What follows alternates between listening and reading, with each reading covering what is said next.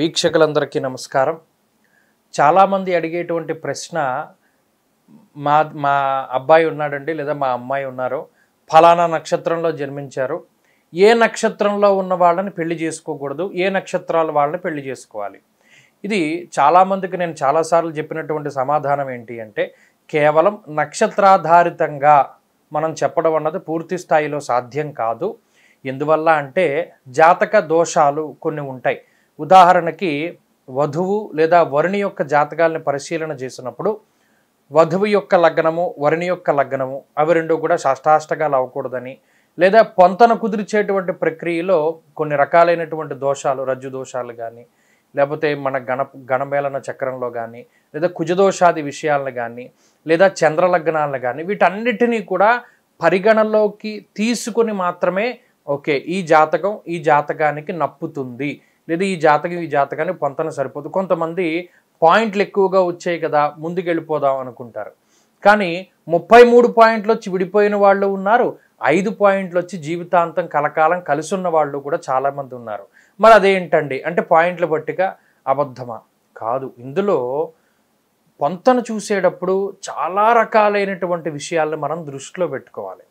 అందులో కొన్ని గ్రంథాలు ఇప్పుడు వాడేటువంటి మనం చూసేటువంటి దాంట్లో నాడీ దోషాలని, ఏకనాడి వదిలిపెట్టాలని, లేదా కొంతమంది ఏంటి అంటే ఒకే నక్షత్రం ఉన్నటువంటి వాళ్ళు, అంటే ఉదాహరణకి మాది పూర్వాషాఢండి, పూర్వాషాఢ ఉన్న వాళ్ళని పెళ్లి చేసుకోవచ్చా, ఇలా చాలామంది అడుగుతూ ఉంటారు. అది మనం వేరే వీడియోలో చెప్పుకునేటువంటి ప్రయత్నం చేద్దాం. ఇక ఈ వీడియోలో ఖచ్చితంగా అశ్విని నక్షత్రం వారు ఎవరిని పెళ్లి చేసుకోకూడదు, లేదా ఫలానా నక్షత్రం ఈ నక్షత్రాన్ని ఖచ్చితంగా పెళ్లి చేసుకోకూడదు అనేటువంటి విషయాన్ని తేటతెల్లం చేయబోతూ ఉన్నాను. దీన్ని వేధ అంటారు.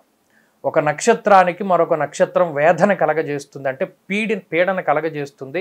ఆ నక్షత్రం వాళ్ళు ఆ నక్షత్రం వాళ్ళని పెళ్లి చేసుకోకూడదని ఖరాఖండిగా చెప్పొచ్చు. ఉదాహరణకి చిత్తా నక్షత్రం వారు మృగశిరను కానీ ధనిష్టను కానీ వివాహం చేసుకోకూడదు, ఇది ఖచ్చితమైన నియమం. అలాగే మృగశిర నక్షత్రం వారు చిత్తా నక్షత్రాన్ని ధనిష్ట నక్షత్రాన్ని వివాహం చేసుకోకూడదు.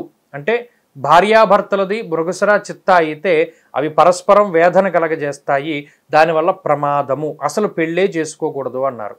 అలాగే అశ్విని నక్షత్రం వారు జ్యేష్ఠ నక్షత్రం ఉన్న వారిని వివాహం చేసుకోకూడదు. అశ్విని అబ్బాయిదైనా అమ్మాయిదైనా జ్యేష్ఠ నక్షత్రం ఉండేటువంటి వారిని మాత్రం వివాహం చేసుకోకూడదు. అవి షష్టాష్టక నక్షత్రాలు, అలాగే వేద నక్షత్రాలు. అలాగే భరణి నక్షత్రం వారు అనురాధ నక్షత్రాన్ని వివాహం చేసుకోకూడదు. ఇక కృత్తిక నక్షత్రం వారు విశాఖ నక్షత్రాన్ని వివాహం చేసుకోకూడదు. అలాగే రోహిణి నక్షత్రం వారు స్వాతి నక్షత్రాన్ని వివాహం చేసుకోకూడదు. అలాగే మృగశిర నక్షత్రం వారు చిత్త ధనిష్ట ఈ 2 నక్షత్రం వారులని అస్సలు వివాహం చేసుకోరాదు. అలాగే ఆరుద్ర నక్షత్రం వారు శ్రవణ నక్షత్ర జాతకులని అసలు వివాహము చేసుకోరాదు. అలాగే పునర్వసు నక్షత్ర జాతకులు ఉత్తరాషాఢ నక్షత్ర జాతకులని వివాహం చేసుకోకూడదు. దీనికి వైస్ వెర్స, అంటే మరలా జ్యేష్ఠ వాళ్ళు అశ్విని వాళ్ళని చేసుకోకూడదు, అనురాధ భరణి వివాహం చేసుకోకూడదు, విశాఖ కృత్తిగా చేసుకోకూడదు. ఇలా ఈ 2 నక్షత్రాల వారు అసలు కలవడానికి పనికిరాదు అని ఖరాఖండిగా శాస్త్రంలో చెప్పారు. ఇక పుష్యమి పూర్వాషాఢ ఈ 2 కూడా వేద నక్షత్రాలు, అసలు వివాహానికి పనికిరావు, నైదంతారులు కూడా అవుతాయి. అలాగే ఆశ్లేష మూల ఈ 2 నక్షత్రాలు. అలాగే మఖ రేవతి కూడా వివాహానికి పనికిరావు. పుబ్బ ఉత్తరాభాద్ర ఈ 2 నక్షత్రాలు కూడా ఒకరినొకరు వివాహం చేసుకోకూడదు. ఉత్తర పూర్వభాద్ర ఈ 2 నక్షత్రాలు వివాహానికి పనికిరావు. హస్త శతభిషం వీరిద్దరూ కూడా వివాహం చేసుకోకూడదు. అలాగే చిత్త మృగశిర ధనిష్ట ఈ చిత్తా నక్షత్రం వారు అసలు మృగశిర ధనిష్ట నక్షత్రం ఉన్న వారిని వివాహం చేసుకోకూడదు. కాబట్టి దీన్ని వేద నక్షత్రాలు అంటారు. కాబట్టి ఇది వివాహం చేసుకునేటప్పుడు పొంతన చూసుకునేటువంటి సమయంలోనే, ఉదాహరణకి మా అబ్బాయిది అశ్విని అండి, ఆ అమ్మాయిది జ్యేష్ఠ, పనికిరాదు. లేదా మా అబ్బాయిది జ్యేష్ఠ అండి, ఆ అమ్మాయిది అశ్విని, పనికిరాదు అనేటువంటిది మనం చాలా తేలిగ్గా తెలుసుకోగలుగుతాం. ఈ వేద నక్షత్రాలు కాక మిగతా ఏ నక్షత్రమైనా సరే మనం ముందుకు వెళ్ళవచ్చును. ఆ తర్వాత జాతకాలు చూసుకుని పొంతన కుదిరితే, కుజదోషాలు లేకపోతే, షష్టాష్టకాలు కాకపోతే ముందుకు వెళ్ళడం ద్వారా ఈ వైవాహిక జీవితం అన్నది చాలా బాగుంటుంది. చక్కగా పిల్లా పాపలతోటి వాళ్ళందరూ కూడా సంతోషంగా ఉంటారు. స్వస్తి.